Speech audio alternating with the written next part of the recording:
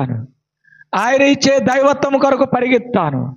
ఆయన ఇచ్చే దైవ సన్నిధిలో దైవాత్మతో నింపబడతాను అని పరిగెత్తుతానని సెలవిస్తాను. కాబట్టి ఇకనైనా నీ మనసు మార్చుకో, ఇకనైనా నీ హృదయం మార్చుకో, ఇకనైనా నీ ఆలోచనలు మార్చుకో, ఇకనైనా నీ తలంపులు మార్చుకో. ఆయన కలువరి శిలువలో కాచిన రక్తమును నీ యొక్క పరిశుద్ధత కొరకని తెలుసుకొని పక్షాస్తాపడితే దేవుడిని క్షమిస్తాడు. హల్లెలూయా. ప్రార్థన.